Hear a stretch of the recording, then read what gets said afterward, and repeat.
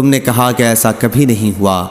ایمان کا بھی یہی حال ہے، جب وہ دل کی گہرائیوں میں اتر جائے تو پھر کوئی چیز اس سے مومن کو ہٹا نہیں سکتی۔ میں نے تم سے دریافت کیا کہ کیا انہوں نے وعدہ خلافی بھی کی ہے؟ تم نے اس کا بھی جواب دیا کہ نہیں، انبیاء کی یہی شان ہے کہ وہ وعدہ خلافی کبھی نہیں کرتے۔ میں نے تم سے دریافت کیا کہ کیا تم نے کبھی ان سے یا انہوں نے تم سے جنگ بھی کی ہے؟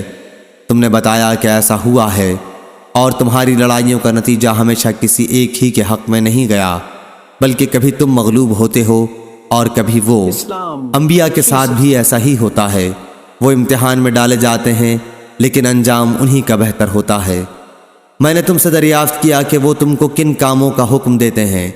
تم نے بتایا کہ وہ ہمیں اس کا حکم دیتے ہیں کہ اللہ کی عبادت کرو، اس کے ساتھ کسی کو شریک نہ ٹھہراؤ، اور تمہیں تمہارے ان معبودوں کی عبادت سے منع کرتے ہیں جن کی تمہارے باپ دادا عبادت کیا کرتے تھے۔ تمہیں وہ نماز، صدقہ، پاک بازی، وعدہ وفائی اور ادائے امانت کا حکم دیتے ہیں۔ اس نے کہا کہ ایک نبی کی یہی صفت ہے۔ میرے بھی علم میں یہ بات تھی کہ وہ نبی مبعوث ہونے والے ہیں، لیکن یہ خیال نہ تھا کہ تم میں سے وہ مبعوث ہوں گے۔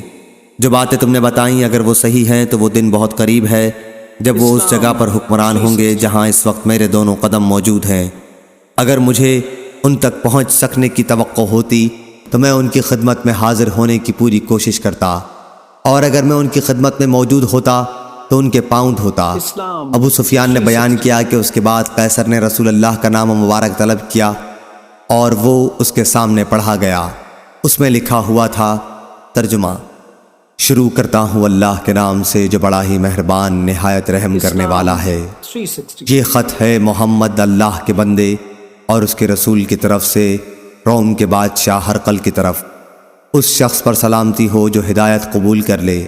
اما بعد، میں تمہیں اسلام کی دعوت دیتا ہوں۔ اسلام قبول کرو، تمہیں بھی سلامتی و امن حاصل ہوگی، اور اسلام قبول کرو، اللہ تمہیں دوہرا اجر دے گا، ایک تمہارے اپنے اسلام کا اور دوسرا تمہاری قوم کے اسلام کا جو تمہاری وجہ سے اسلام میں داخل ہوگی۔ لیکن اگر تم نے اس دعوت سے منہ موڑ لیا تو تمہاری رعایا کا گناہ بھی تم پر ہوگا۔ اور اے اہل کتاب، ایک ایسے کلمے پر آ کر ہم سے مل جاؤ جو ہمارے اور تمہارے درمیان ایک ہی ہے، یہ کہ ہم اللہ کے سوا اور کسی کی عبادت نہ کریں، نہ اس کے ساتھ کسی کو شریک ٹھہرائیں، اور نہ ہم میں سے کوئی اللہ کو چھوڑ کر آپس میں ایک دوسرے کو پروردگار بنائے۔ اب بھی اگر تم منہ موڑتے ہو تو اس کا اقرار کر لو کہ اللہ تعالیٰ کے واقعی فرما بردار ہم ہی ہیں۔